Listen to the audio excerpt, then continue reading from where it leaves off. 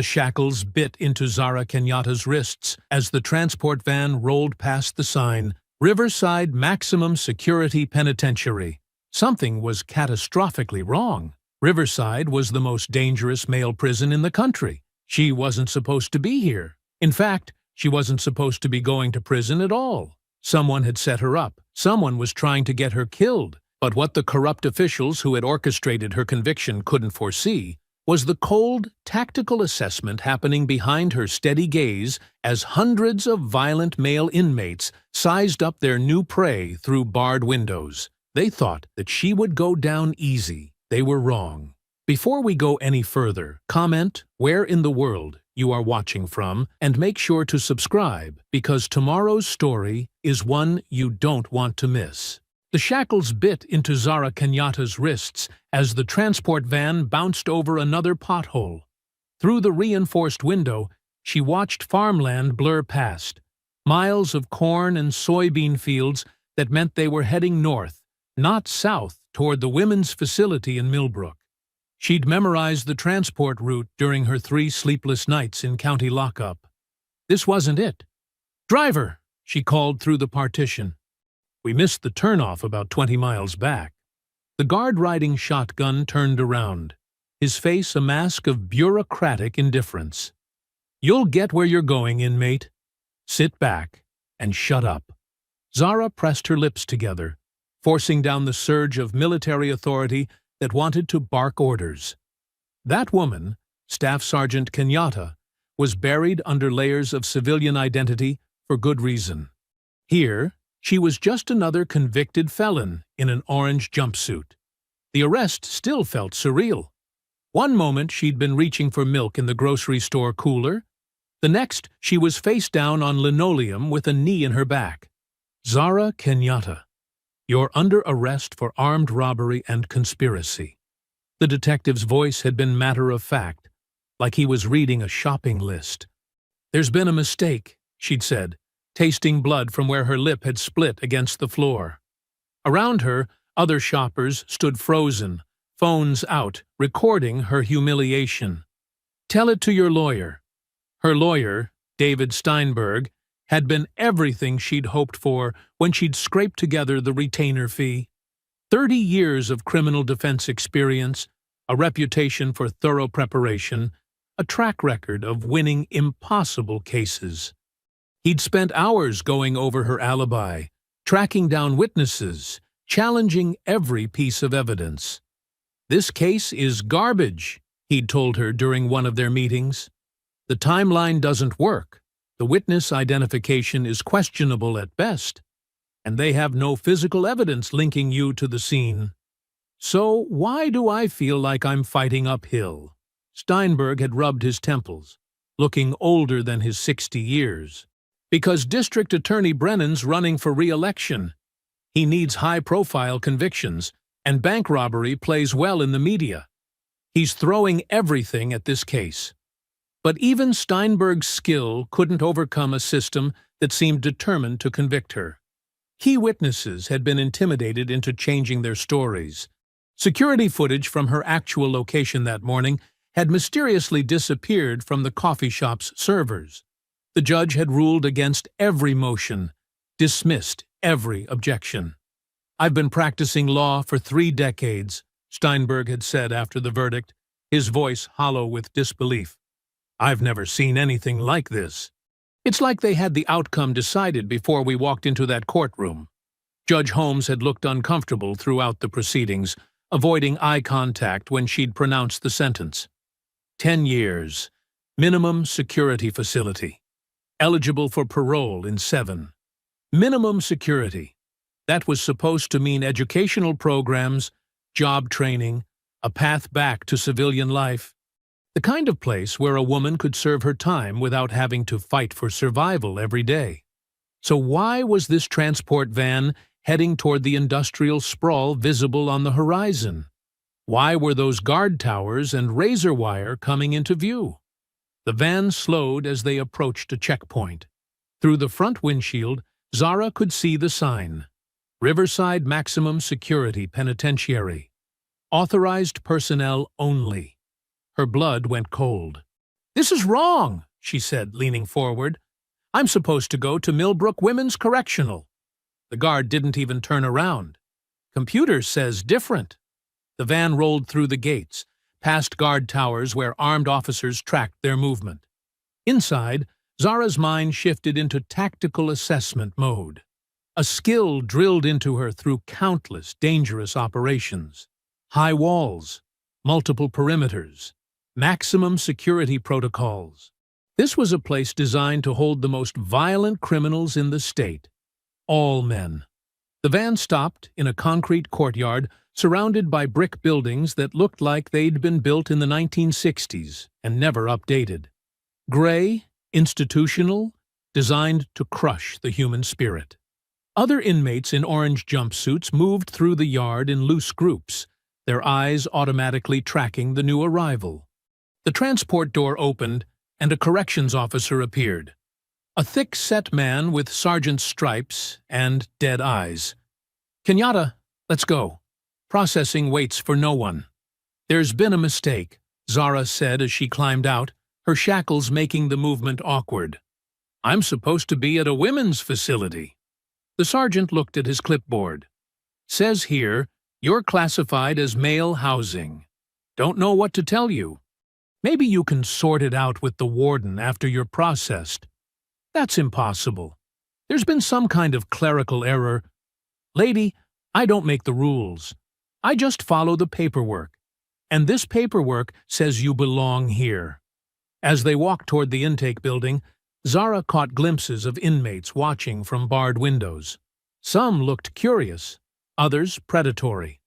All of them male. All of them sizing up the new arrival with the calculating stare of men who'd learned to identify weakness and exploit it. 15 years of classified operations had taught her to read dangerous situations. Her instincts, honed by combat deployments and covert missions, were screaming that this was a setup. Someone had gone to considerable trouble to put her in the most dangerous place possible. The question was who and why. But first, she had to survive long enough to find out. The intake process at Riverside felt like being fed through a meat grinder. Strip search, delousing shower, medical examination by a nurse who barely looked up from her clipboard. Through it all, Zara maintained the 1,000-yard stare she'd perfected during military processing, giving nothing away while her mind catalogued every detail. "Any medical conditions we should know about?"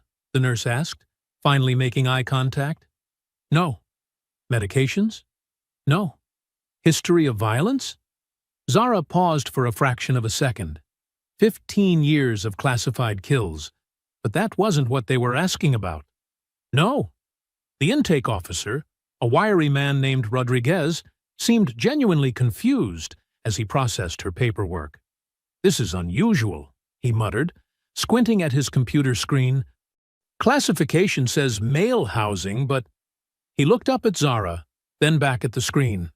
"You got some kind of gender identity situation going on?" "I'm a woman. There's been a mistake." Rodriguez shrugged. "Above my pay grade. Warden Kemper will sort it out tomorrow.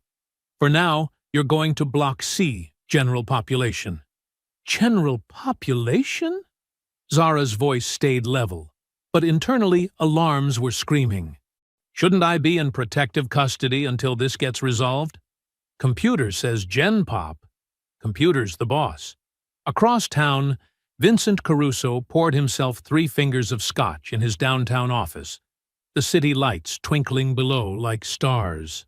The defense contractor had built his empire on government connections and strategic patience, but tonight he allowed himself a moment of satisfaction. His phone buzzed with a text. Package delivered. Perfect.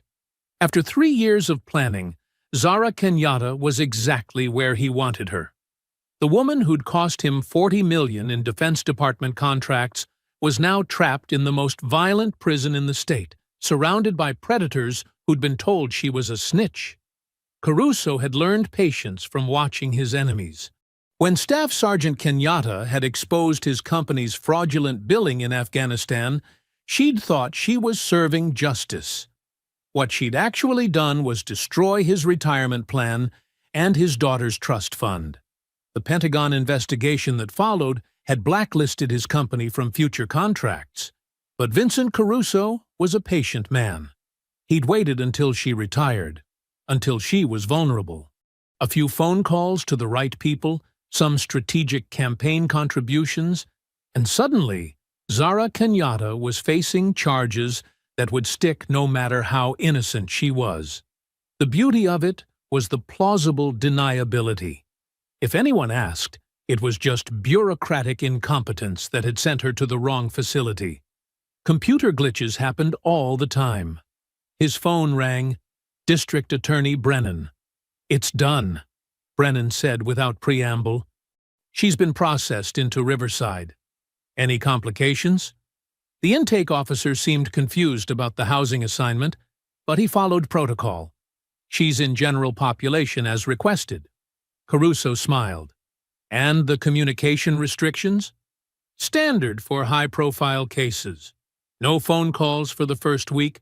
Mail is delayed for security screening. Her lawyer won't even know where she is until the paperwork filters through the system." "Excellent. What about our friends inside?" "The guard you requested has been briefed.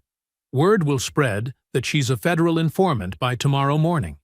Caruso hung up and raised his glass in a silent toast. Justice, he'd learned long ago, was just another commodity to be bought and sold. Tonight, he'd finally gotten his money's worth. Back at Riverside, Zara followed Rodriguez through a maze of corridors that reeked of disinfectant and despair. The walls were painted institutional green, broken only by steel doors with small windows that revealed glimpses of cells beyond. "Chow's at 6, lights out at 10, Rodriguez explained as they walked. "You'll get your work assignment tomorrow. Try to stay out of trouble." They stopped at cell 47. Through the reinforced glass, Zara could see her new home. 2 bunks, a small desk, a toilet with no seat. Her cellmate was a mountain of a man covered in tattoos, including several she recognized as white supremacist symbols. "This can't be right," she said. Rodriguez was already walking away. "Welcome to Riverside, Kenyatta. Hope you like your new roommate." The cell door slid open with an electronic buzz. Inside, her cellmate looked up from where he'd been doing push-ups. His eyes traveled up and down her body with undisguised hunger. "Well, well," he said, his voice like gravel. "Christmas came early this year." Zara stepped inside, her military training automatically assessing threats and escape routes. The door slid shut behind her with a finality that echoed through her bones. She was trapped in a cage with a predator, surrounded by hundreds more, in a system designed to break her. But Vincent Caruso had made one crucial mistake in his careful planning. He'd assumed that 15 years of military service had made her soft, that retirement had dulled her edge. He was about to learn how wrong he was. Zara's cellmate circled her like a shark scenting blood. "Name's Briggs," he said, flexing muscles that strained against his prison uniform. "Been here 8 years for what I did to the last woman who crossed me." "Noted," Zara replied, claiming the bottom bunk with deliberate calm. She'd faced down Taliban fighters and cartel assassins. She wouldn't be intimidated by a racist with anger issues. "You got some mouth on you." Briggs stepped closer, his breath reeking of cigarettes and something worse. "Gonna be fun breaking you in." Zara looked up at him with the same expression she'd used on fresh recruits who thought they were tough. "I sleep light, and I wake up fast. Touch me while I'm sleeping, and you'll wake up in the infirmary." For a moment, something flickered in Briggs's eyes. Uncertainty, maybe even recognition that this wasn't going to be as easy as he'd thought. Then his face hardened again. "We'll see about that, Princess." The first night passed without incident, but Zara didn't sleep. She lay on the thin mattress, listening to the sounds of the prison, distant conversations, the clang of metal doors, occasional shouts that might have been fights or nightmares. Through the small window, she could see searchlights sweeping the yard in regular patterns. When morning came, she was escorted to the cafeteria for breakfast. The room fell silent as she entered, hundreds of eyes tracking her movement. She'd experienced hostile environments before, but this was different. These men had nothing to lose, and years of pent-up rage looking for a target. She got her tray, scrambled eggs that looked like rubber, toast that could double as a weapon, and found an empty table. Within minutes, 3 inmates had sat down across from her. The leader was a lean man with prison tattoos covering his neck and hands. "You're the new fish," he said. It wasn't a question. "That's right. Word is, you're some kind of federal snitch. That true?" Zara met his gaze steadily. "Word's wrong. See, that's what they all say. But snitches got a smell to them, you know? And you—" he leaned forward. "You smell like cop. I smell like someone who wants to eat breakfast in peace." The man laughed, but there was no humor in it. "Peaceful days are over, snitch. Better get used to looking over your shoulder." 300 miles away in Washington, D.C., Colonel James Morrison was having his own breakfast interrupted. His secure phone buzzed with a priority message from his former command staff. Staff Sergeant Richardson needed to speak with him immediately about a classified matter. Morrison stepped onto his apartment balcony before returning the call. In his business, you never knew who might be listening. "Bulldog, we got a problem," Richardson said without preamble. "It's about Zara." "What kind of problem?" "She's missing. Supposed to report to a veterans counseling appointment last week, never showed. Her neighbor says she hasn't been home in days." Morrison frowned. Zara Kenyatta was many things, but unreliable wasn't one of them. In 15 years of service, she'd never missed a check-in, never failed to complete a mission. Maybe she took a vacation. "That's what I thought, so I did some digging. Bulldog, she was arrested. Bank robbery. They convicted her last week." The words hit Morrison like a physical blow. "That's impossible. Zara wouldn't rob a bank if her life depended on it. Gets worse. She was supposed to go to minimum security, but the transfer paperwork got mixed up. She's at Riverside maximum security." Morrison felt ice forming in his stomach. Riverside was where they sent cop killers and gang leaders. A woman alone in that place? How long has she been there? 3 days. I tried calling the facility, but they say she's in intake hold. No communication with the outside world. This stinks to high heaven.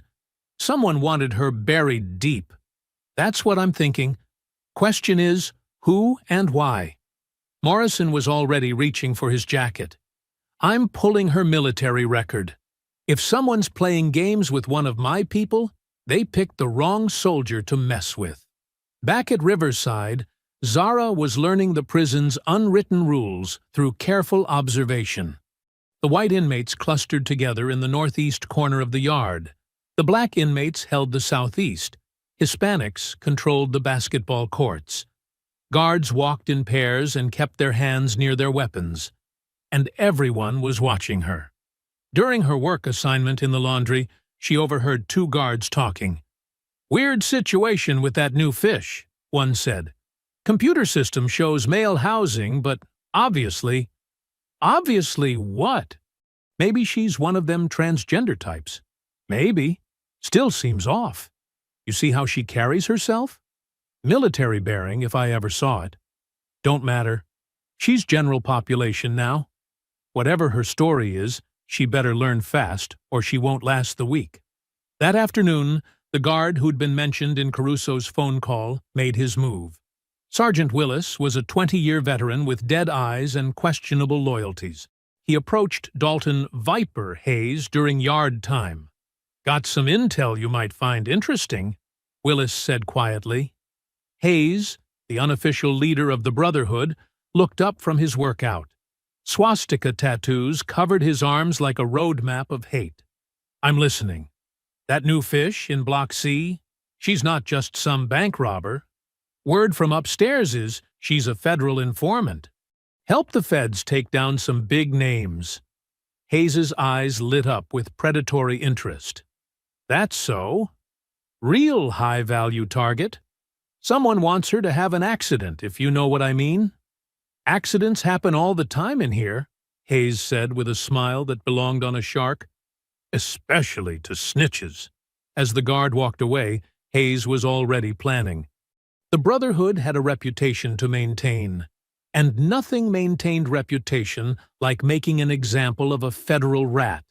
What none of them knew was that their target had spent years in places where the wrong move meant death, where split-second decisions separated the living from the dead. The hunters were about to discover they were stalking the most dangerous prey they'd ever encountered. The yard confrontation came on Zara's 4th day. She was walking the perimeter during recreation time, mapping sight lines and escape routes out of habit, when 3 members of the Brotherhood moved to intercept her. They'd chosen their spot well, a blind corner where the guard towers couldn't see clearly. "End of the line, snitch," said the first one, a wiry man with teardrops tattooed under his eyes. His companions flanked her, cutting off retreat. Zara stopped walking and turned to face them, her hands loose at her sides. "You boys looking for something?" "Yeah," said the second attacker, cracking his knuckles. "We're looking to send a message to anyone thinking about cooperating with the feds." "Wrong person," Zara said calmly. "I'm not a snitch." The third man, built like a linebacker, laughed. "That's what they all say.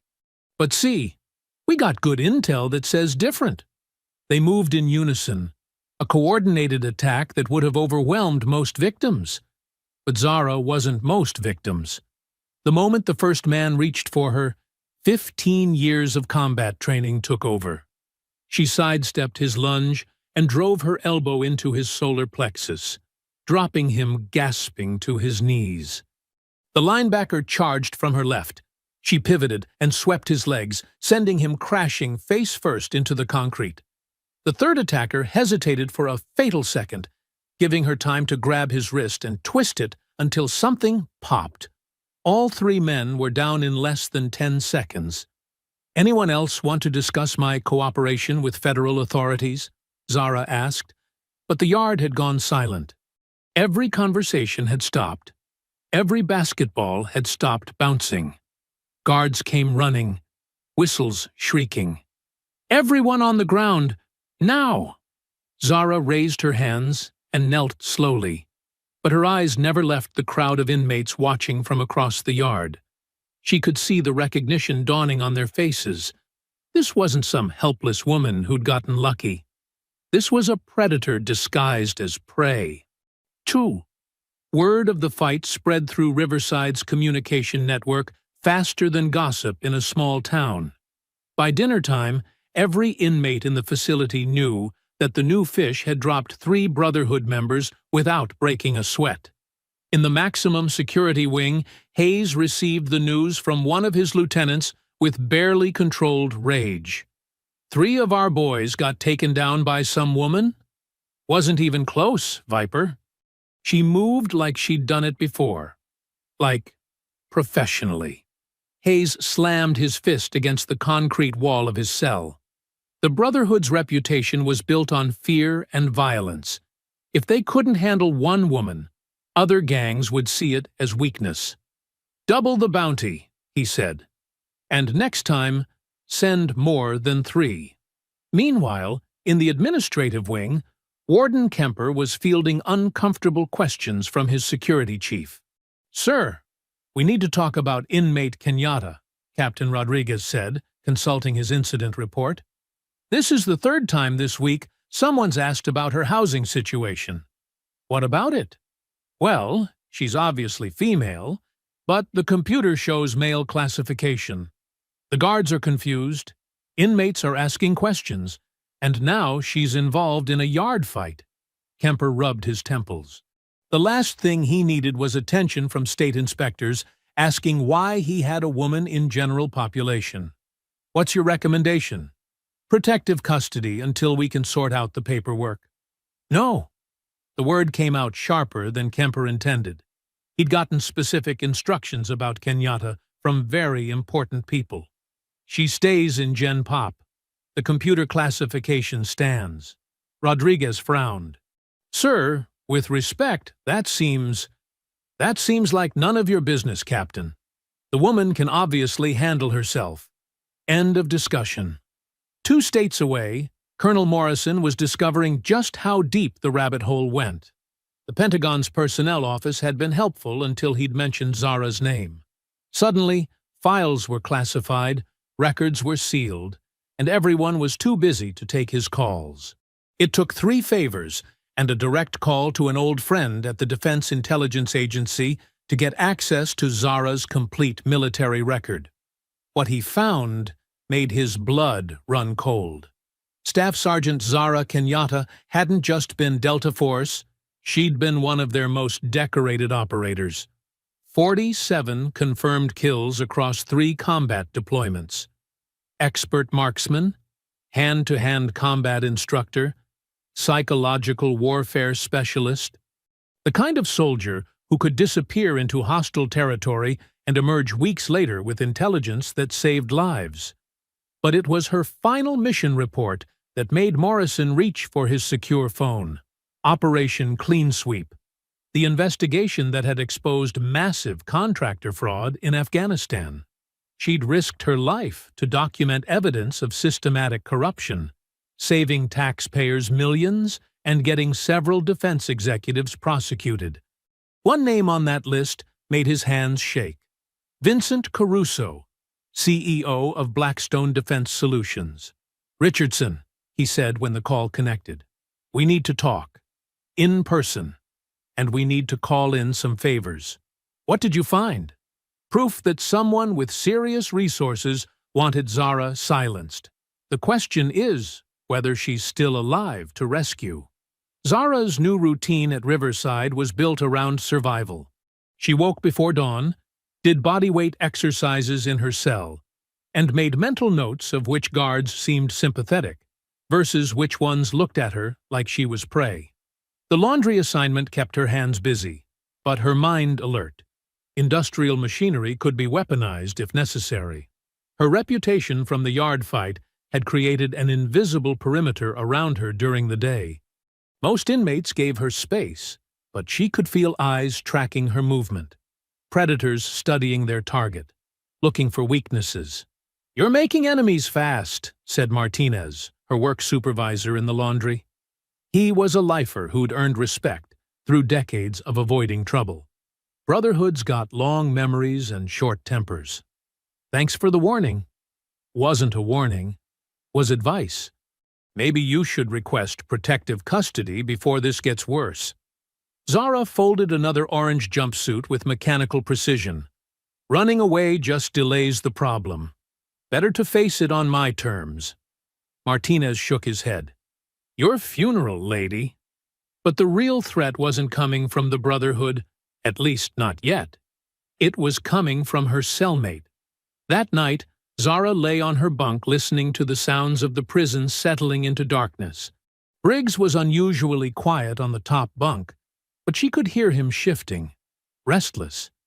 Her instincts, honed by years of sleeping in hostile territory, kept her in that state between sleep and wakefulness, where the slightest sound would bring her to full alertness.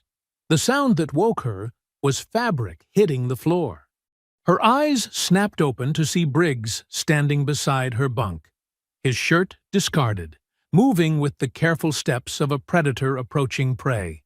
In the dim light filtering through their cell window, she could see the intent in his eyes. He reached for her blanket. Zara exploded into motion. Her knee drove into his solar plexus as she rolled away from his grasping hands.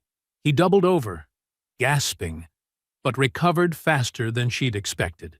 Years of prison fights had taught him to absorb punishment.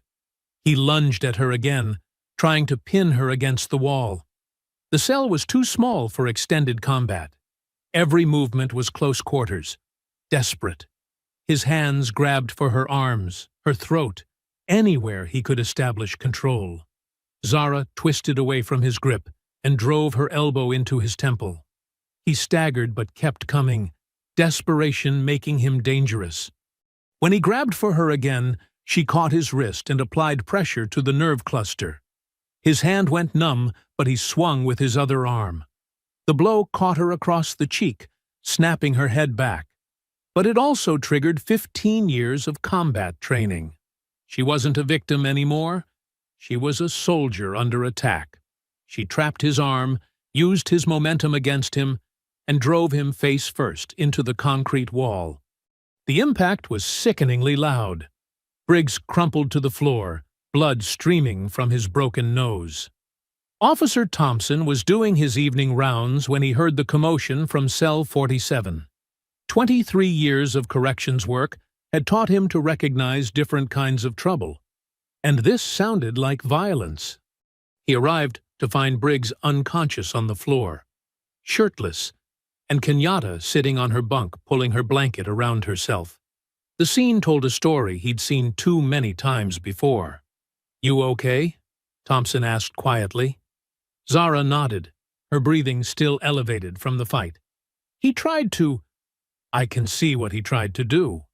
Thompson's voice was grim as he looked at the evidence. "Medical emergency in Cell 47, he radioed.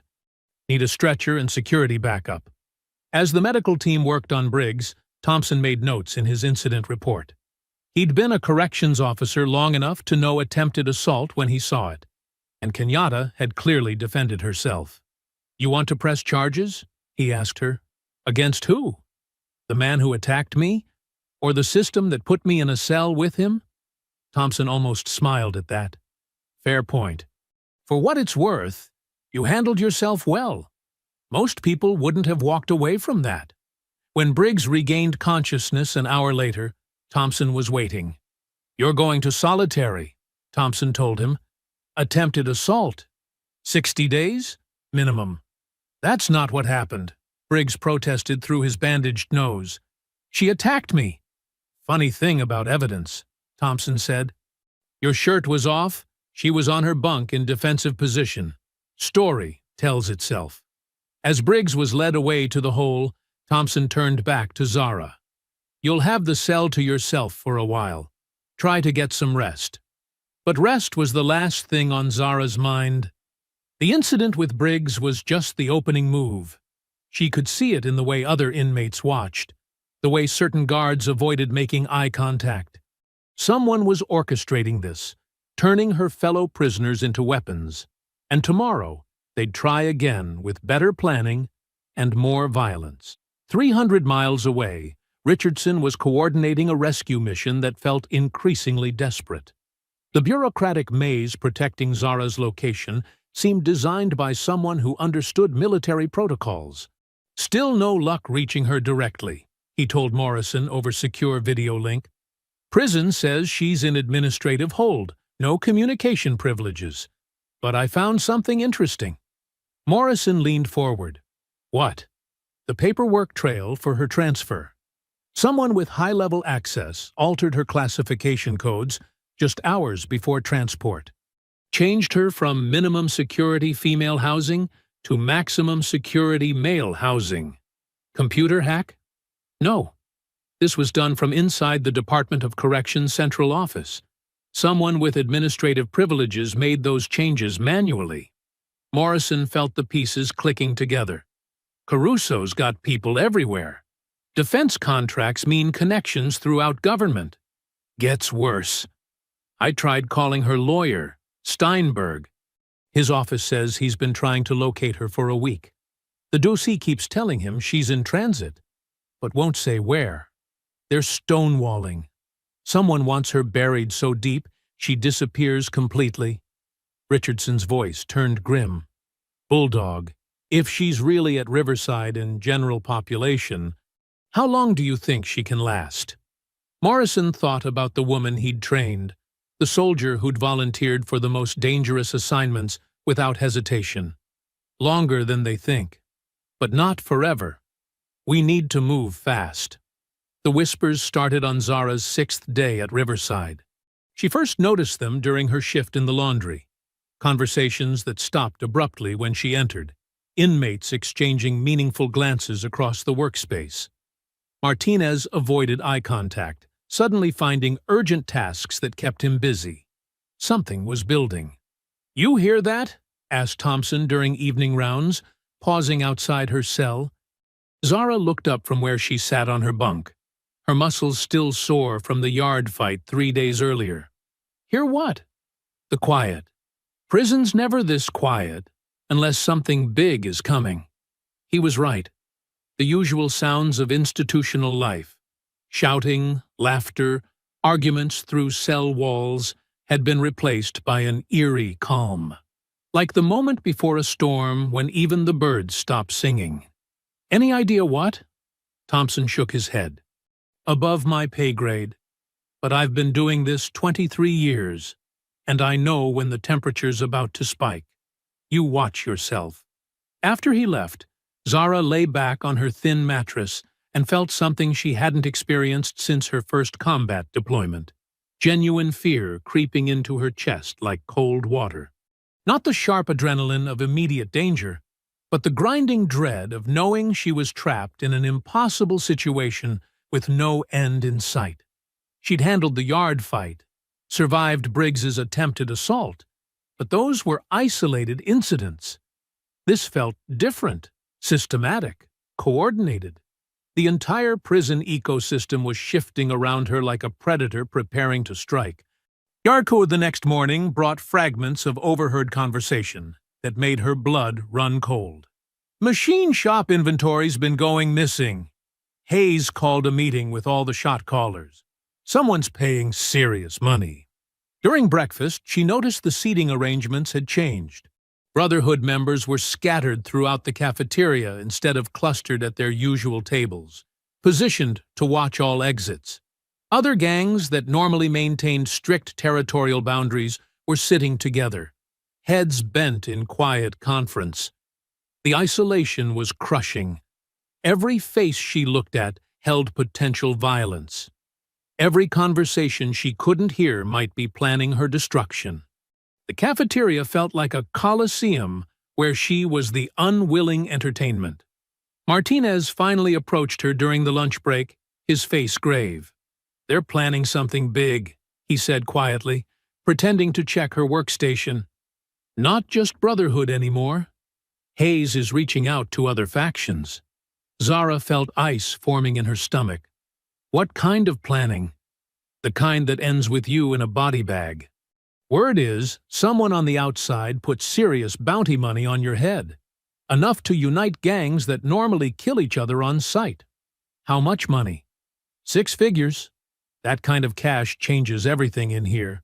Makes enemies into allies, turns guards into accomplices. 6 figures. More money than most of these men would see in a lifetime. All for killing one woman." Zara's hands trembled slightly as she processed the implications. "Any timeline?" Martinez glanced around nervously. "Soon. They're organizing something coordinated. Not just a few guys jumping you in the yard. A full-scale operation." That night, alone in her cell with Briggs gone to solitary, Zara found herself staring at the concrete ceiling and contemplating her mortality. For the first time since her arrest, the reality of her situation hit her with crushing force. She was going to die here. Not in some dramatic firefight or heroic last stand, but murdered for money by criminals who saw her as nothing more than a payday. Her body would be found in a bathroom or laundry room, another prison statistic that barely made the local news. The psychological weight was devastating. In combat, she'd always known the mission had value, that her sacrifice would serve a purpose. Here, her death would only enrich her killers and satisfy Vincent Caruso's need for revenge. She thought about her small apartment, the quiet Sunday mornings with coffee and newspapers, the simple freedom of choosing what to eat, where to go, whether to speak or remain silent. Liberties she'd never appreciated until they were stripped away. The worst part was the uncertainty. How long could she survive? Days? Weeks? Every moment of peace could be her last. Every sound in the corridor could be footsteps coming to collect the bounty on her head. Her military training had prepared her for many things, but not for this. Being hunted by hundreds of predators in a confined space with no backup, no extraction plan, no hope of rescue. The fear was becoming paralyzing. She could feel it eating away at her discipline, turning her into exactly what her enemies wanted. A victim frozen by terror, easy prey for whoever made the first coordinated move. But alongside the fear, something else was growing. Determination. She might die in this place, but she wouldn't go quietly. If Vincent Caruso wanted her eliminated, his hired killers would have to earn their money. She began mentally cataloging everything that could be used as a weapon, every potential escape route, every guard who seemed sympathetic. If war was coming, she'd meet it on her terms. 300 miles away, Colonel Morrison was working his own kind of desperation.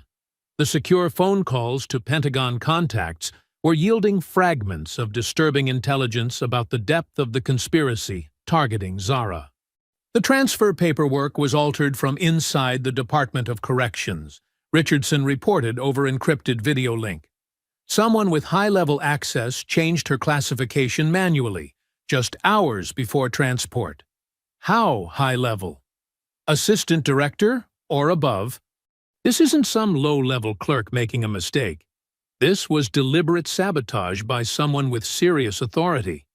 Morrison felt the pieces clicking together into a picture that made his blood run cold. They're not just trying to silence her. They're trying to make her disappear completely. And if she dies in that place, it'll look like prison violence. Case closed, no federal investigation. How long before we can get federal marshals involved? Richardson's face was grim on the monitor. Working on it. But these people have had years to build their network. Every agency we contact, they might have people inside. The call ended with both men understanding the terrible arithmetic of their situation. Federal bureaucracy moved slowly, corruption moved fast, and somewhere in that concrete fortress, Zara Kenyatta was running out of time. The bathroom situation had become desperate. For 8 days, Zara had avoided using the communal facilities, relying on the small sink in her cell and rationing water to minimize her needs. But basic human biology couldn't be ignored forever, and the lack of proper hygiene was becoming unbearable. She'd been watching the patterns, timing her movements for when the bathrooms were least occupied. Early morning, during the shift change, seemed safest, but as she approached the washroom near Block C, every instinct screamed danger. The corridor was too quiet. In a facility housing over 1,000 men, silence meant trouble. She almost turned back, but her body's needs overrode tactical judgment. Just a quick trip, she told herself. Get in, get out, stay alert. The bathroom appeared empty when she entered. 3 stalls, a row of sinks, fluorescent lights humming overhead. She moved quickly toward the nearest stall, but the door slammed shut behind her with a metallic clang. 6 men stepped out from where they'd been hiding. Behind the door, in the stalls, pressed against the walls. Brotherhood members, but also others she didn't recognize. The bounty had created strange alliances. "Well, well," said their leader, the scarred man from the yard. "There's our payday." They spread out, blocking every exit, moving with coordinated precision. Their eyes held predatory hunger mixed with calculated greed. "Been waiting for you to show up here," said a massive man with white supremacist tattoos covering his arms. "Knew you'd have to eventually.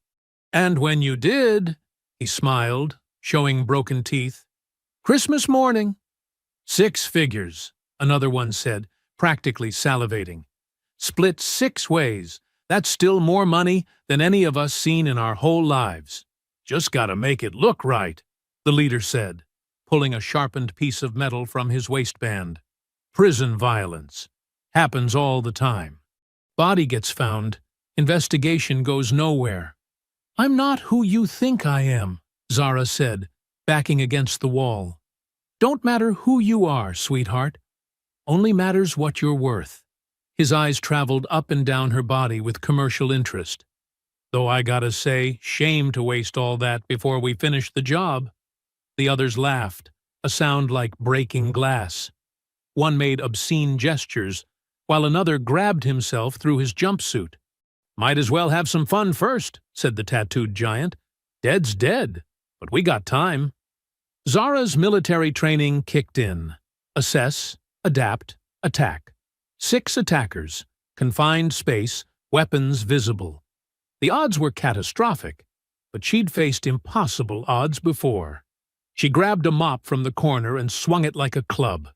The handle caught the nearest attacker across the face, sending him stumbling backward with blood streaming from his nose. "Get her!" the leader shouted. "But keep her breathing till we're done." They came at her like a pack of wolves. The first man to reach her was the tattooed giant. His fist caught her across the jaw, sending her reeling into the sink. Stars exploded across her vision, but she managed to grab the soap dispenser and swing it into his temple. He dropped hard. "That's coming out of your cut," someone yelled. But 4 men remained, and they weren't playing anymore. One pulled a weighted sock from his jumpsuit, a classic prison weapon. 2 grabbed her arms, while a third drove his fist into her stomach. The air rushed out of her lungs and she doubled over, gasping. They slammed her against the wall, her head cracking against the concrete. "Hold her still," the leader said, his sharpened metal gleaming under the fluorescent lights. "Quick and clean. Then we collect." "Wait," said another. "Why rush? Guards won't check for 20 minutes. "Yeah," agreed a third, his voice dropping to something uglier than greed. "Been a long time since we had entertainment." His hands reached for her jumpsuit. Zara drove her knee up with desperate strength, catching him between the legs. He howled and staggered back, but the others tightened their grip. "Time's money," the leader said impatiently. "We ain't here for that. We're here for—" "Speak for yourself," interrupted the one with the weighted sock. "I say we get our money's worth." A fist caught her across the cheek, snapping her head sideways. Blood filled her mouth. Another blow to her ribs made her cry out in pain. They were arguing over her like she was already dead. "Finish it," the leader demanded. "In a minute," said another, reaching for her again. Zara twisted desperately, breaking free from one attacker's grip. She grabbed a broken piece of ceramic from the floor and slashed wildly. The makeshift weapon caught one man across the face, opening a gash from ear to mouth. But they overwhelmed her again, slamming her to the ground. Her head bounced off the tile floor, sending lightning through her skull. Strong hands pinned her arms. "Enough games," the leader said, raising his sharpened weapon. "Business is business." Then the biggest one wrapped his arm around her throat from behind, cutting off her air supply. "Make it look like a choking," he said. "No stab wounds to explain." Black spots danced at the edges of her vision. Her lungs burned for oxygen that couldn't reach them. She clawed at his arm, but his grip was iron. Professional. "Almost got her," one said, watching her struggle weaken. "Few more seconds, and we're rich." The bathroom door exploded inward. "Freeze! Everybody on the ground!" Officer Thompson burst in with 3 other guards, weapons drawn, shouting commands that echoed off the tile walls. The chokehold loosened just enough for Zara to gasp precious air. The attackers scrambled away from her, hands raised, trying to look innocent. "She attacked us," the leader shouted. "We were just defending ourselves." But Thompson took one look at the scene. Zara on the floor, gasping for air. 6 men standing over her with weapons and satisfied expressions, and knew exactly what he was seeing. "Medical emergency in the east bathroom," he radioed. "Need paramedics and backup. Now." As the other guards restrained the attackers, Thompson knelt beside Zara. She was conscious but shaking. dark bruises already forming around her throat. "You're safe now," he said quietly. But Zara knew better. 6 men had just tried to kill her for money, and they'd come within seconds of succeeding. Next time, there might not be anyone coming to help. "How close?" she whispered. Thompson looked at the bruises on her neck, the weapons scattered around the floor. Too close. Way too close. As the paramedics worked on her, Zara closed her eyes and tried not to think about how the chokehold had felt, how the darkness had been creeping in around the edges. The bathroom attack had shown her exactly how thin the line was between survival and death. And that line was getting thinner every day. The infirmary at Riverside was a sterile island of white tiles and antiseptic smell in an ocean of concrete brutality. Zara lay on the examination table while a nurse named Patterson cleaned the cuts on her face with practiced efficiency. "Nasty bruising around the throat," Patterson murmured, photographing each injury for the medical record. "You're lucky they didn't crush your windpipe." Lucky! Zara almost laughed at the word. Lucky would have been never ending up in this place. This was borrowed time, nothing more. Officer Thompson stood in the doorway, his face grim as he reviewed the incident report. 6 attackers, improvised weapons, clear premeditation. This wasn't random prison violence. "No," Zara agreed, her voice hoarse from the chokehold. "It was business." "The bounty?" She nodded. Thompson had proven himself trustworthy. One of the few guards who seemed to see her as a human being rather than a problem to be managed. "Listen," Thompson said, glancing around to make sure they weren't overheard. "I'm recommending you for protective custody. Solitary confinement for your own safety. It's not pleasant, but it's better than being dead. Will Warden Kemper approve it?" Thompson's hesitation told her everything. "I'm going to make the case. What happened today proves you can't survive in general population much longer." An hour later, Thompson was standing in Warden Kemper's office, the incident report clutched in his hands like evidence of institutional failure. "Sir, we need to discuss inmate Kenyatta's housing situation," Thompson began. Kemper didn't look up from his computer screen. "What about it?" 6 men just tried to murder her in a bathroom. This is the 2nd major assault this week.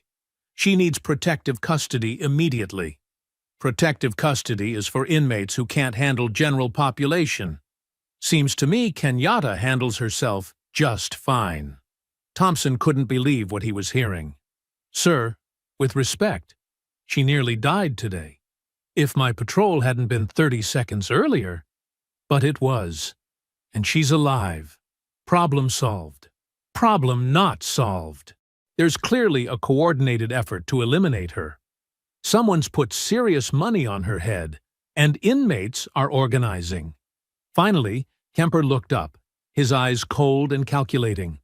"Officer Thompson, are you questioning my judgment about housing assignments in my own facility?" The threat in his voice was unmistakable. Thompson had 23 years on the job, 2 kids in college, a pension he couldn't afford to lose. But he also had a conscience. "I'm questioning why we're keeping a woman in general population when it's clearly a death sentence. The computer classification system assigned her to male housing based on her official records. I don't make the rules, I follow them." "We both know that's garbage, sir. Someone manually altered those records. The question is why you're not fixing it." Kemper stood up slowly, his face flushing red. "That's enough. Officer Thompson, you're officially warned that any further insubordination regarding this matter will result in suspension pending review. Kenyatta stays in general population. End of discussion." Thompson left the office knowing he'd just signed his own career death warrant, but at least he'd tried. Meanwhile, word of the bathroom assault was spreading through Riverside's inmate communication network with the speed of wildfire. But instead of the intended intimidation, something unexpected was happening. 6 guys to take down 1 woman.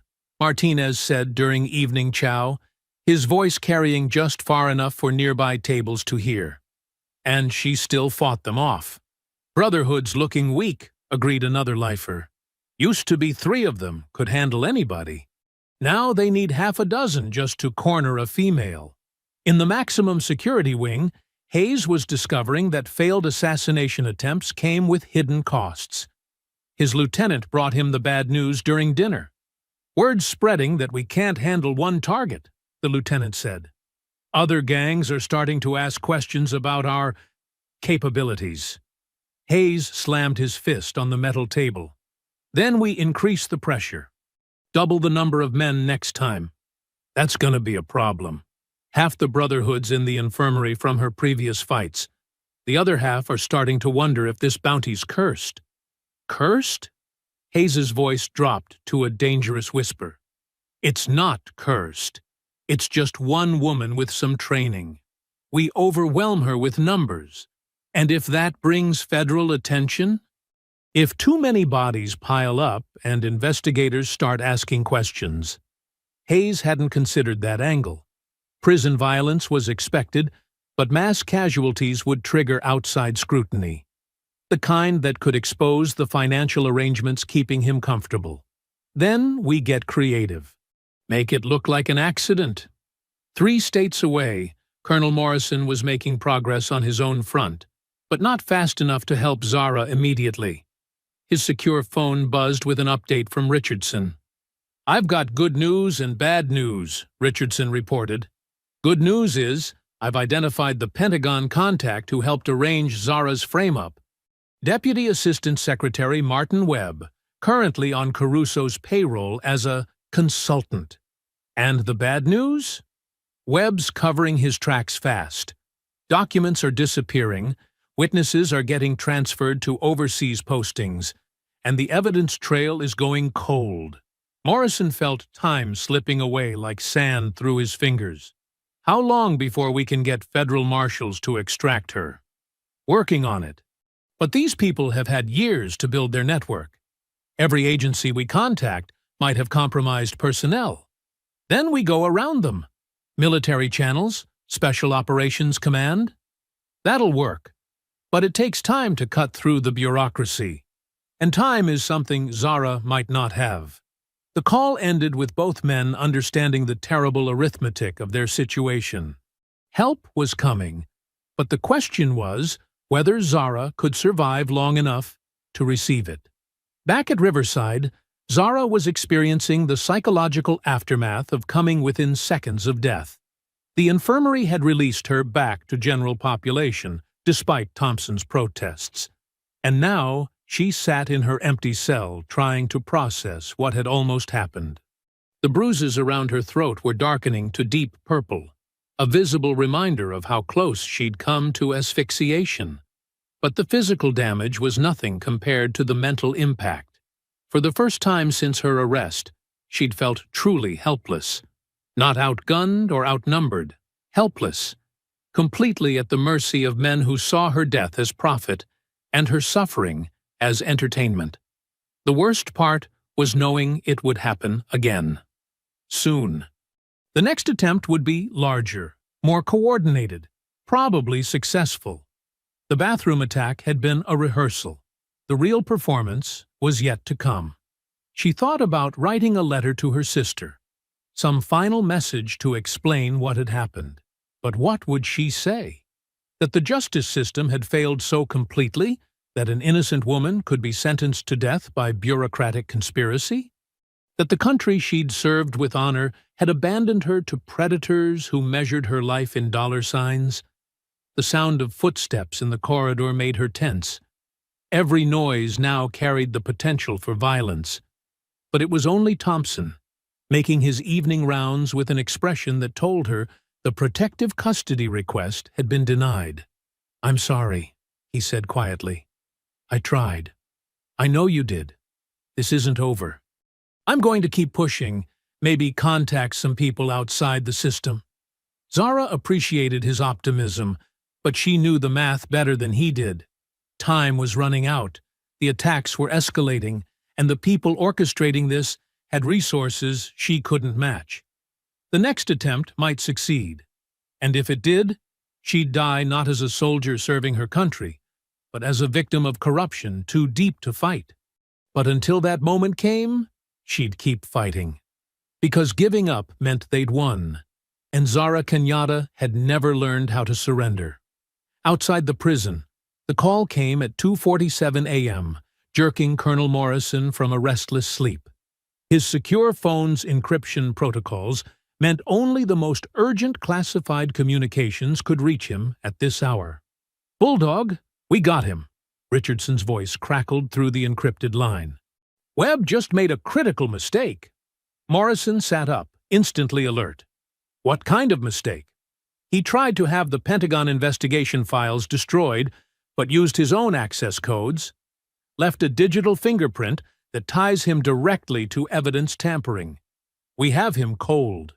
How fast can we move? Federal marshals can be mobilized within 6 hours. But there's a complication. Caruso's accelerating his timeline. Our sources indicate something big is planned for tomorrow. Morrison felt ice in his veins. After 10 days at Riverside, Zara had survived multiple assassination attempts, but her luck couldn't hold forever. How big? Mass casualty event designed to look like a prison riot. She gets lost in the chaos. Body never found. Jesus Christ! Can we get word to her? Negative. All outside communication is still blocked.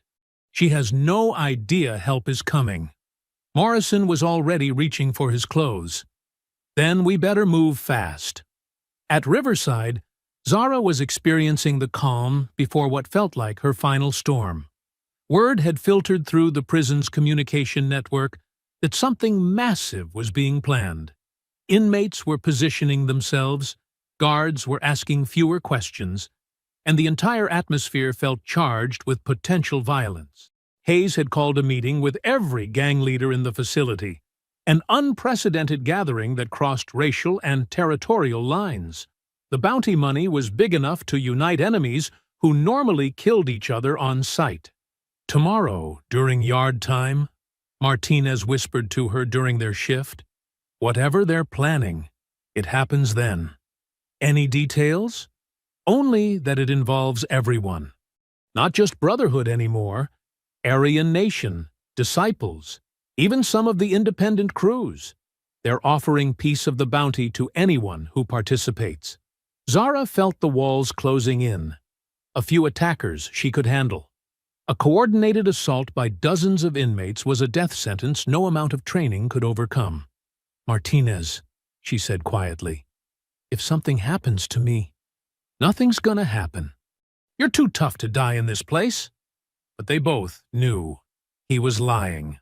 Vincent Caruso was having his own moment of truth in his downtown office. The secure phone buzzed with an update from his Pentagon contact, Deputy Assistant Secretary Webb. "We have a problem," Webb said without preamble. "Someone's been asking questions about Operation Clean Sweep. Official questions from people with serious clearance." Caruso felt his carefully constructed plan beginning to unravel. How serious? Federal marshals serious. They're connecting dots we spent years making sure stayed unconnected. How long do we have? Hours, maybe less. If they reach the prison before our operation concludes, then we accelerate the timeline. Make the call. Caruso hung up and poured himself 3 fingers of scotch with hands that trembled slightly. Somewhere in the back of his mind, a voice whispered that he'd crossed lines that couldn't be uncrossed, become something he'd never intended to be. But Zara Kenyatta had destroyed his life with her righteous crusade for justice. Now she could pay the price for that destruction. He made the call to Riverside. "Dirty?" At the prison, Warden Kemper received Caruso's instructions with growing unease. What had started as a simple transfer error was spiraling into something that could destroy his career if federal investigators started asking questions. "Sir," he said into the phone, "are you certain about this course of action? The liability exposure..." The liability exposure is managed, Caruso cut him off. Just ensure the operation proceeds as planned. Tomorrow, during yard time.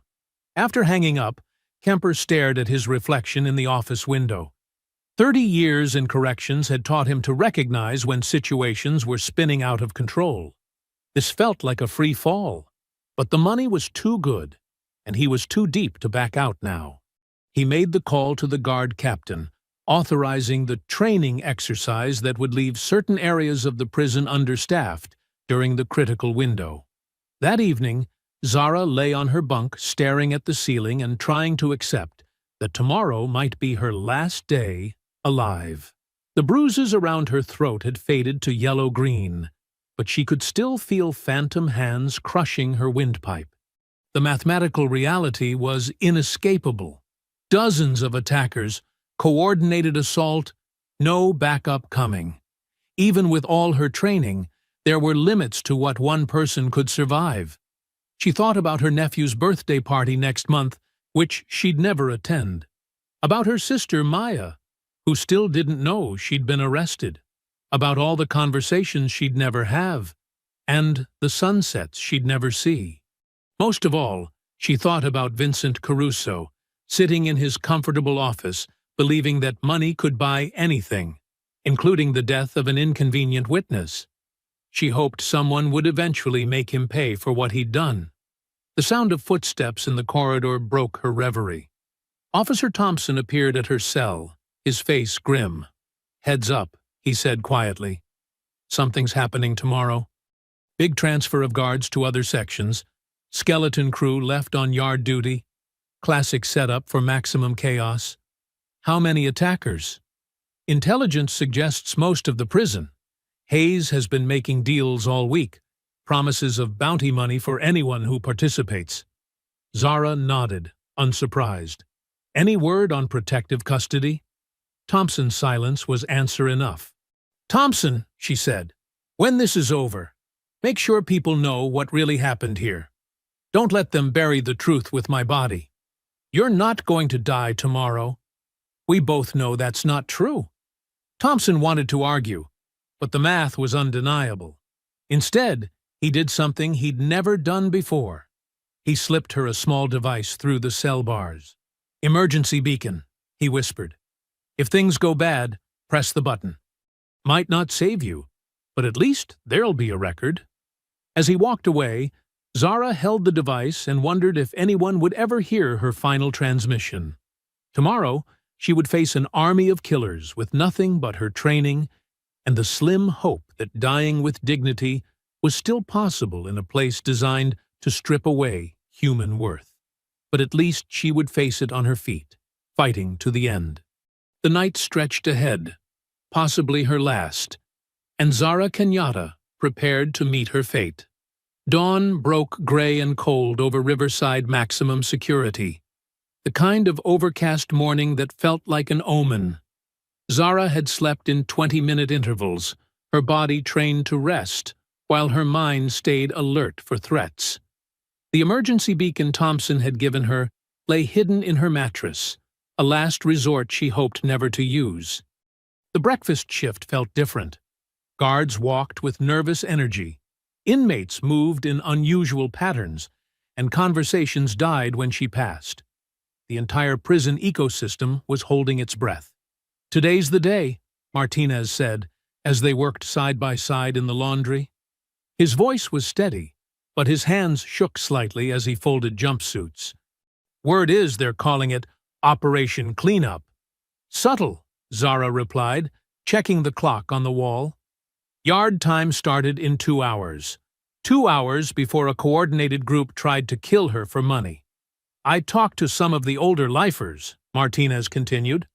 "Guys who remember when the Brotherhood first took control of this place. They said they ain't never seen organization like this. Hayes got the best fighters from every major gang." "How many?" 15, maybe 20 inmates, all carrying improvised weapons, all with the same target. The cream of the crop. Guys who know how to handle themselves in a fight. Zara felt something cold settle in her stomach. 20 trained fighters in a coordinated assault was beyond impossible odds. It was a massacre waiting to happen. "Martinez," she said quietly, "you need to stay away from the yard today. Don't get caught up in this." Thought about it. But if I'm going to watch someone die for doing the right thing, least I can do is remember her name. The words hit Zara harder than any punch she'd taken. For 10 days, she'd felt completely alone in this concrete hell. Knowing that one person would witness her last stand, would remember that she'd died fighting, meant more than she could express. "Thanks," was all she managed. 300 miles away, Colonel Morrison was coordinating the most important mission of his career from the back of a speeding SUV. Federal marshals, Pentagon investigators, and state police were converging on Riverside from multiple directions, but time was running out. "ETA to the prison?" Morrison asked the driver. 90 minutes, sir." "How long until yard time starts?" 2 hours. Morrison did the math and felt his blood pressure spike. They'd arrive with 30 minutes to spare, if traffic cooperated, if there were no mechanical problems, if bureaucracy moved at light speed for once in its existence. "Richardson, what's our legal status for extraction?" "Federal warrant signed 20 minutes ago." Richardson's voice crackled through the radio. "We have full authority to remove Kenyatta from state custody pending investigation of constitutional violations. And if the warden resists, then we arrest the warden too." Morrison allowed himself a moment of satisfaction. After 10 days of watching one of his best soldiers fight for her life, justice was finally mobilizing. The question was whether they'd reach her in time. At Riverside, Warden Kemper was discovering that orchestrating a murder came with unexpected psychological costs. He sat in his office staring at security monitors that showed select inmates moving through the facility with predatory purpose, all heading toward the same objective. His secretary knocked on the door. "Sir, there's been a development. Federal marshals are requesting permission to enter the facility." Kemper felt ice in his veins. "When?" "They're at the main gate now. Something about extracting a prisoner for federal investigation." The timing was catastrophically bad. In 30 minutes, Zara Kenyatta would walk into the yard where 20 of the prison's most dangerous inmates waited to kill her. If federal agents reached her first— "Stall them," Kemper ordered. "Bureaucratic delays, lost paperwork, whatever it takes." "Sir, they have federal warrants." "I don't care if they have presidential orders. Buy me 30 minutes. As his secretary left to delay the inevitable, Kemper reached for his phone to call Caruso. This operation was spinning out of control, and someone needed to make a decision about how far they were willing to go. Suture in the maximum security wing, Hayes was giving his final briefing to his hand-picked strike team. 20 men sat in the meeting room, the most skilled fighters from every major gang, united by the promise of substantial bounty money. "Yard time starts in 1 hour, Hayes announced. "Target will be escorted to the recreation area as usual. Once she's inside the fence, all exits get blocked." "What about guards?" asked Marcus Blade Williams from the Disciples. "Skeleton crew today. Most of them have been transferred to other duties for a training exercise. The few remaining know to look the other way."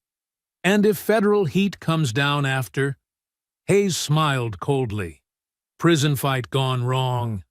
Happens all the time. Target got caught in the crossfire. Tragic accident. Case closed." The assembled fighters nodded agreement. 20 inmates armed with shanks, weighted socks, and improvised clubs would converge on one woman. Even with her training, the numbers were overwhelming. But what none of them knew was that their target had spent 15 years in places where the wrong decision meant death, where split-second reactions separated the living from the dead. They were about to discover that some prey fought back harder than expected. Back in her cell, Zara was making final preparations for what felt like her last battle. She'd fashioned weapons from available materials: a sharpened toothbrush handle, metal strips torn from her mattress frame, cleaning chemicals that could blind attackers. The arsenal was pathetic compared to what she'd face, but it was better than nothing. She thought about the emergency beacon hidden in her mattress. Thompson had risked his career to give her that lifeline. If things went bad, when things went bad, she'd at least leave a record of what had really happened. The sound of approaching footsteps made her look up. Officer Thompson appeared at her cell, his face grave. "Time for yard detail," he said, but his eyes held a message. "This is it." "Any last-minute changes to the schedule?" she asked, hoping against hope. "Negative. Full yard time, standard recreation period." Zara nodded and stood up. Her legs felt steady despite everything. 15 years of military service had taught her how to function under extreme stress. "Thompson," she said as they walked toward the yard, "whatever happens out there, you tried to do the right thing. Don't let anyone tell you different. You're not going to die today." "Maybe not, but if I do, make sure my sister knows I was thinking about her." They reached the entrance to the yard. Through the reinforced glass, Zara could see inmates scattered across the recreation area in seemingly random patterns, but her trained eye recognized the deployment. Blocking positions, weapon concealment points, coordinated fields of fire. 20 killers waiting for one target. The door slid open with an electronic buzz.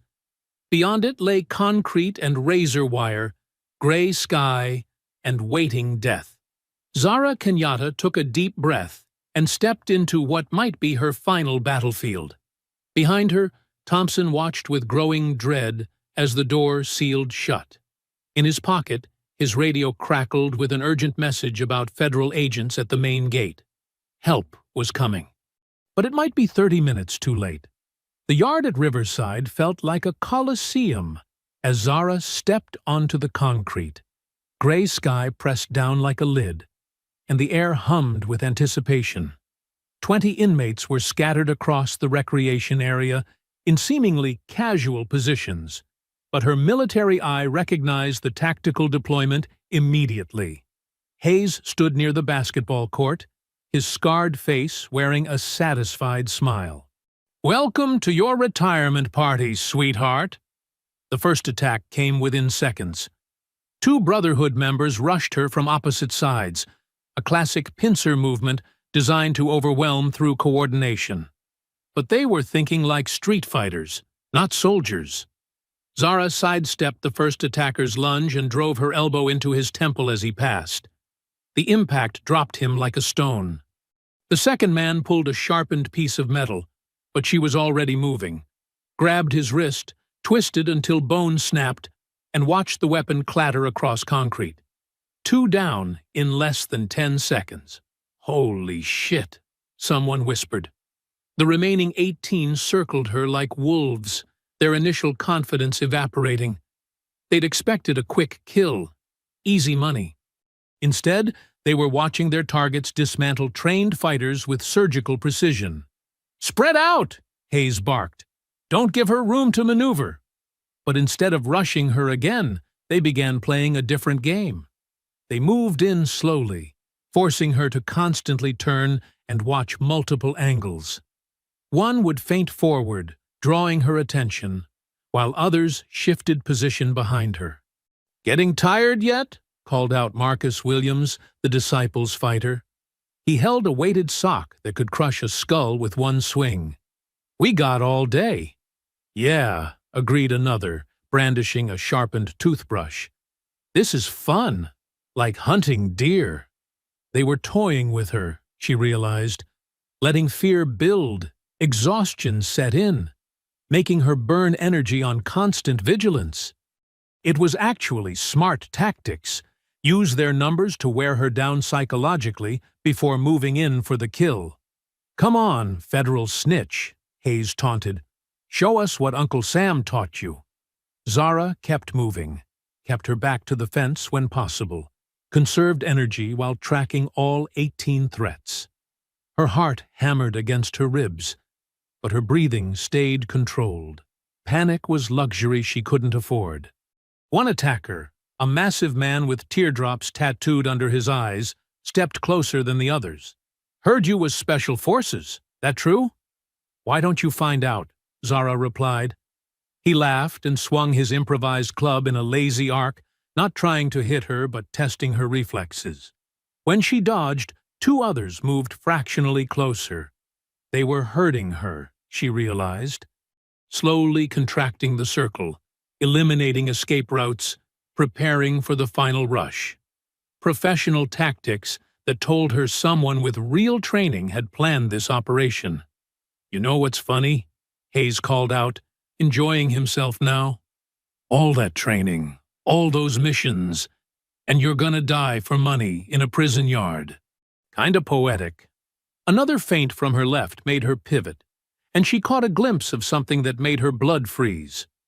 One of the attackers was holding what looked like a real knife. Not a sharpened piece of metal, but an actual blade that had no business being in a maximum security prison. "Where'd you get that?" she asked. "Friends in high places," the knife wielder replied. "Someone really wants you dead." The circle tightened another step. 18 men, multiple weapons, nowhere to run. Even with all her training, the math was becoming impossible. At the main gate, federal marshals were discovering that bureaucracy could be weaponized as effectively as any gun. The guard at the checkpoint had been unable to locate their paperwork for 20 minutes, despite having federal warrants thrust in his face repeatedly. "Sir, I understand your urgency," the guard said with practiced bureaucratic calm. "But prison security protocols require—" "Move aside," Colonel Morrison ordered, stepping forward with military authority that could cut through red tape. "We're coming through with or without your cooperation." "Sir, I cannot allow unauthorized—" Morrison pulled out his Pentagon identification and held it 6 inches from the guard's face. "I am Colonel James Morrison, United States Army Special Operations Command. The woman you're holding is one of my soldiers, and she's in immediate danger. You will open that gate now, or I will have you arrested for obstruction of justice." The guard's resolve crumbled. "Yes, sir. Right away, sir." As the federal convoy rolled through the gates, Morrison checked his watch. Yard time had started 15 minutes ago. They were racing against mathematics that didn't favor survival. Back in the yard, the psychological warfare was working. Zara could feel exhaustion creeping into her muscles, fear eating at her concentration. The attackers kept moving, kept talking, kept her spinning like a cornered animal. "Getting scared?" asked one. "Heart beating fast?" "Wondering if today's the day?" added another. She was, and they knew it. For the first time since her arrest, genuine terror was overriding her training. Not the clean fear of combat, but the paralyzing dread of knowing she was about to die badly. "Tell you what," Hayes said, his voice carrying across the yard. "You got 2 choices, easy way or hard way. Easy way, you kneel down, close your eyes, and we make it quick. Hard way." He gestured to his men. "We take our time." "How about option 3? Zara said, though her voice sounded hollow. "What's option 3? You all go to hell." Hayes laughed, genuinely amused. "I like her spirit, boys." "Shame to waste it." The circle contracted again. 12 feet between her and death. Then 10. Then 8. She was out of time, out of options, out of miracles. The attackers raised their weapons, no longer playing games. This was it. The moment she'd been dreading for 10 days. 20 men about to tear her apart for money, while guards looked the other way. Zara Kenyatta had faced impossible odds before, but never like this. Never completely alone, never without backup, never with the absolute certainty that no help was coming. She reached for the emergency beacon in her pocket, hoping someone would eventually hear her final transmission. But before she could activate it, the sound of approaching vehicles cut through the yard like salvation itself. Federal marshals, Pentagon investigators, and state police were storming through the prison gates with the authority to extract her from this concrete hell. The question was whether they'd reach her before 20 killers finished what Vincent Caruso had started. The circle of attackers tightened to 6 feet. Zara could see the hunger in their eyes, the anticipation of easy money mixed with bloodlust. Hayes raised his hand, preparing to give the final signal. "Any last words, federal snitch?" Zara gripped the emergency beacon, her thumb hovering over the activation button. If she was going to die, at least there would be a record of what really happened here. "Yeah," she said, meeting Hayes's gaze. "Go." The crack of gunfire split the air like thunder. Every man in the yard froze as the sound echoed off concrete walls. Warning shots fired into the sky, but the message was unmistakable. The shots came again, 3 sharp reports that made seasoned killers duck instinctively. "Federal agents! Everyone on the ground now!" The voice boomed across the yard through a megaphone, carrying the authority of the United States government. Through the chain-link fence, Zara could see black SUVs disgorging armed federal marshals in tactical gear. "What the hell?" Hayes spun toward the commotion, his carefully planned execution suddenly complicated by outside interference. "Hands where we can see them! Now!"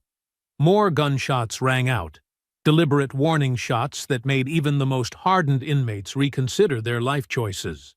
The circle around Zara began to waver as men looked between the easy target in front of them and the federal agents storming the facility. "Federal marshals!" shouted Marcus Williams. "Man, I ain't getting shot over no bounty money." He dropped his weighted sock and backed away, hands raised.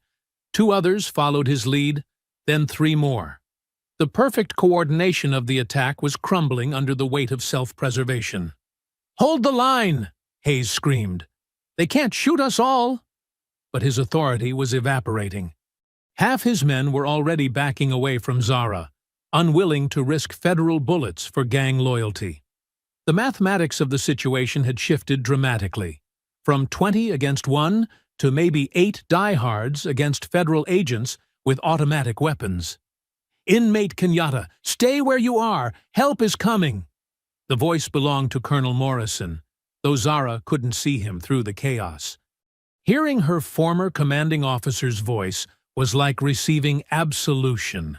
Someone who mattered knew she was innocent, knew she didn't belong here. "You hear that?" she called to Hayes. "Game's over." But Hayes was too deep to back down now. His reputation, his power, his entire identity within the prison hierarchy depended on completing this kill. Federal agents or not, he couldn't afford to look weak. "Take her down!" he roared at his remaining men. "Now, before they get through the gates." 8 men rushed her simultaneously, the last of the true believers, the ones whose loyalty to Hayes outweighed their fear of federal consequences. But the gunshots had shattered their coordination, turned their methodical attack into desperate chaos. Zara used their desperation against them. When the first attacker reached her, she grabbed his arm and used his momentum to throw him into 2 others. They went down in a tangle of limbs and improvised weapons. A sharpened piece of metal whistled past her ear as she ducked and rolled. The man wielding it overextended, giving her the opening to drive her knee into his ribs. The crack of breaking bone was audible even over the shouting from the gates. "Federal agents approaching the yard!" "All inmates, cease hostile activity!"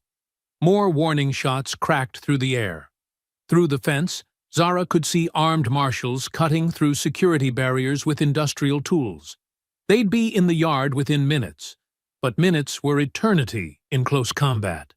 Hayes himself came at her with a real knife, the blade that had no business being in a maximum security prison. His face was twisted with rage and desperation, knowing that failure here meant the end of everything he'd built. "Should have taken the easy way," he snarled, slashing at her throat. Zara leaned back, feeling the blade pass inches from her jugular. She grabbed his wrist and twisted, but Hayes was stronger than the others, more experienced. He drove his knee toward her stomach while maintaining his grip on the knife. She barely avoided the blade on his backswing, the metal opening a shallow cut across her forearm. Blood began to flow, but adrenaline kept the pain at bay. "Cease hostile activity, or we will use deadly force." The federal agents had reached the yard entrance.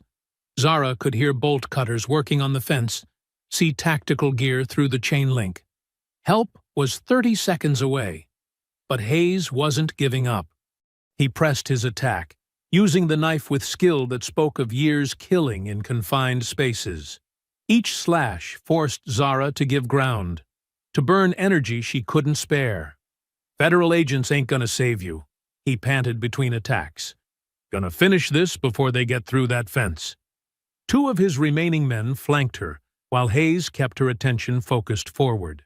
She was being cornered again, but differently this time, with the sound of approaching rescue echoing across concrete, with hope mixing poison with desperation. The fence behind the federal agents finally gave way, with a screech of tortured metal. "Go! Go! Go!" Armed marshals poured into the yard like an avenging army, weapons raised, shouting commands that carried the full weight of federal authority. The remaining attackers scattered like roaches in sudden light, abandoning Hayes and their bounty money for the slim chance of avoiding federal charges. But Hayes kept coming, knife gleaming, his face a mask of pure hatred. He'd rather die fighting than live with the humiliation of failure.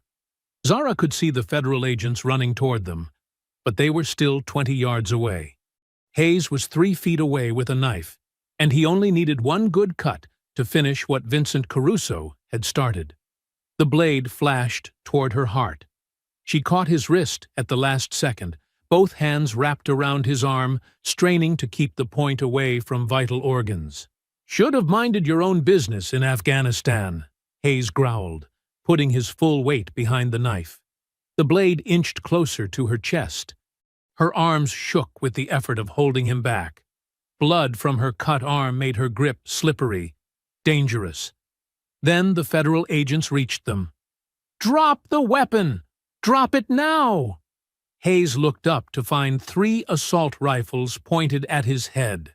His moment of distraction was all Zara needed. She twisted his wrist until the knife clattered to the ground, then drove her elbow into his solar plexus. Hayes doubled over, gasping.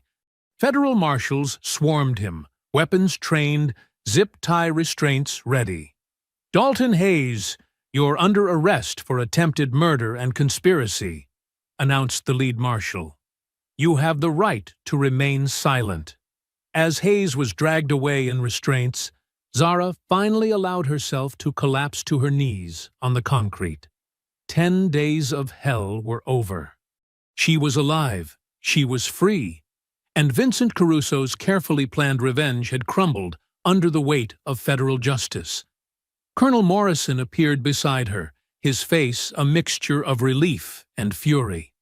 "Soldier," he said quietly, "let's get you out of here." The federal extraction from Riverside felt surreal after 10 days of hell. Zara sat in the back of an armored SUV, a blanket around her shoulders and a paramedic checking her vitals, watching the prison's razor wire disappear behind them. The cut on her arm had been bandaged, but the deeper wounds would take longer to heal. "How are you feeling?" asked Colonel Morrison from the seat beside her. "Like I've been in a war zone," Zara replied, her voice hoarse from the chokehold that had nearly killed her. "Which I guess I have been." The federal marshals arrested 23 inmates on conspiracy charges, Richardson reported from the front seat. "Hayes is looking at life without parole. The others are cooperating in exchange for reduced sentences." Through the SUV's bulletproof windows, Zara watched suburban Virginia roll past. Strip malls, gas stations, the ordinary world that had continued existing while she'd fought for her life in concrete hell. It felt like returning from another planet. What about the corruption investigation? she asked. Morrison's face hardened. Vincent Caruso was arrested 2 hours ago at his corporate headquarters. The FBI seized his computers, financial records, everything. Deputy Assistant Secretary Webb is already in federal custody, singing like a canary to avoid treason charges. And Warden Kemper? Placed under immediate suspension pending federal review. Riverside Maximum Security is under federal oversight as of this morning. Zara closed her eyes, feeling the weight of 10 days finally lifting from her shoulders. Justice wasn't just a concept anymore. It was happening, right now, to the people who'd tried to destroy her. The SUV pulled into the parking lot of a federal medical facility where she'd undergo a complete examination. As they walked toward the entrance, Morrison placed a hand on her shoulder. "Soldier, what you survived in there? I've seen combat veterans break under less pressure. You should be proud. I'm just grateful to be alive. You're alive because you never stopped fighting. That's what made the difference." Inside the medical facility, Zara submitted to hours of tests, photographs, and documentation. Every bruise was catalogued, every cut measured, every trauma recorded for the federal case building against her attackers. The clinical process helped her begin separating from the animal survival mode that had kept her alive. Dr. Sarah Chen, the facility's chief psychiatrist, conducted the psychological evaluation with gentle professionalism. "What you experienced was extreme trauma," she explained. "It's normal to feel disconnected, hypervigilant, angry. These reactions don't make you weak. They make you human. How long before I feel normal again? There's no timeline for healing. But I can tell you that survivors who channel their experience into purpose often find the strongest recovery paths." That evening, Zara sat in a secure hotel room, her first privacy in 10 days, and called her sister Maya for the first time since her arrest. "Zara? Oh my God, where have you been? I've been calling and calling. Maya, I need to tell you something, and you need to sit down." The conversation lasted 2 hours. Maya cried, raged, demanded to know how such things were possible in America. By the end, she was making plans to fly to Virginia immediately. "I should have known something was wrong," Maya said through tears. "You would never just disappear without telling me. You couldn't have known. No one could have predicted this. But I'm your sister. I should have." "Maya, listen to me. What happened wasn't anyone's fault except the people who orchestrated it. Don't carry guilt that belongs to Vincent Caruso." 3 weeks later, Vincent Caruso sat in federal detention awaiting trial, his empire in ruins, and his daughter refusing to take his calls. The defense contractor who'd once commanded respect in Pentagon hallways was now just another inmate in an orange jumpsuit.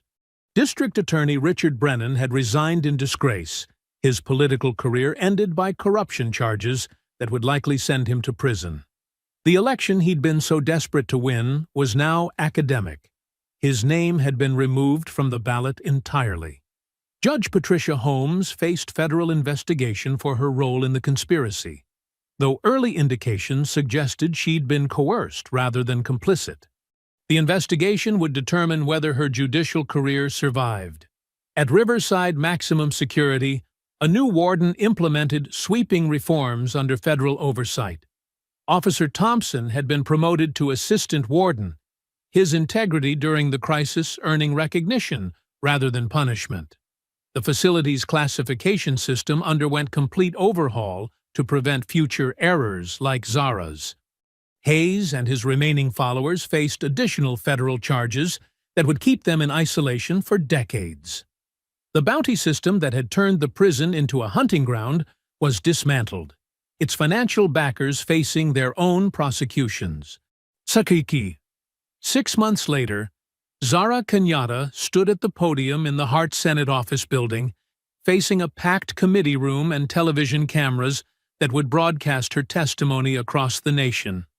The burgundy suit felt strange after weeks of orange jumpsuits, but the confidence in her voice was unmistakable. "Senator Williams, the corruption I witnessed goes far beyond one defense contractor seeking revenge," she said, her words carrying the weight of someone who'd survived hell to speak truth.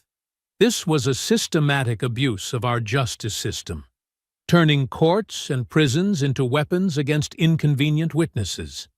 Senator Williams leaned forward, his expression grave. "Ms. Kenyatta, in your opinion, how widespread is this type of corruption?" "Widespread enough that I nearly died for exposing it. If Colonel Morrison and Staff Sergeant Richardson hadn't acted when they did—" She paused, letting the implications hang in the air. "Vincent Caruso would have succeeded in silencing me permanently." In the gallery, Morrison watched with pride as his former soldier delivered testimony that was dismantling decades of carefully constructed corruption. Beside him, Richardson took notes for the Pentagon's own investigation into compromised personnel. After the hearing, Zara walked through the corridors of power with a different perspective than she'd had as a soldier. Power could corrupt, but it could also serve justice when guided by people of conscience. That evening, Zara stood in the backyard of her sister Maya's house in suburban Virginia, watching her nephew's birthday party wind down. Children ran across the grass while adults cleaned up paper plates and deflated balloons, the mundane domestic scene more beautiful than any sunset she'd witnessed overseas. "Aunt Zara," her nephew called out, running up with chocolate cake smeared across his face. "Will you tell us another story about the Army?" "Maybe tomorrow, buddy. Tonight's for celebrating." Maya approached with a knowing smile. "He's been asking about your stories every day since you got back. I think you've got a new mission, inspiring the next generation." "The next generation doesn't need to learn about war," Zara replied. "They need to learn about justice, about doing what's right, even when it's hard." "Is that what you're planning to do? With the training center?" Zara nodded. The settlement from her federal lawsuit against the Department of Corrections had provided enough funding to establish something unprecedented, a facility that trained survivors of institutional violence in self-defense, while providing legal advocacy for others trapped in similar situations. "First class starts next month," she said. 15 women who've been failed by the system but refused to stay victims. "And the name?" Zara smiled, watching her nephew chase fireflies in the gathering dusk. "The Kenyatta Institute for Justice and Resilience. Has a nice ring to it, don't you think?" Maya hugged her sister, both women understanding how close they'd come to losing each other forever. "I think it's perfect." As darkness settled over the suburban neighborhood, Zara felt something she hadn't experienced in years: peace. Not the temporary quiet between missions, but the deep satisfaction of knowing her skills would now serve protection rather than destruction. Vincent Caruso had tried to bury her in concrete and corruption, but instead he'd forged something stronger. The woman who emerged from Riverside Maximum Security wasn't the same soldier who'd been arrested in a grocery store parking lot. She was something new, a warrior for justice who understood that the most important battles weren't fought with weapons, but with truth. Her phone buzzed with a text from Colonel Morrison. "Proud of you, soldier. Semper Fi." Zara typed back, "Mission accomplished, sir. Ready for the next one." But this time, the mission would be her own, and she would make sure no one else ever had to face what she'd survived alone. I hope you enjoyed that story. Please like the video and subscribe so that you do not miss out on the next one. In the meantime, I have handpicked 2 stories for you that I think you will enjoy. Have a great day.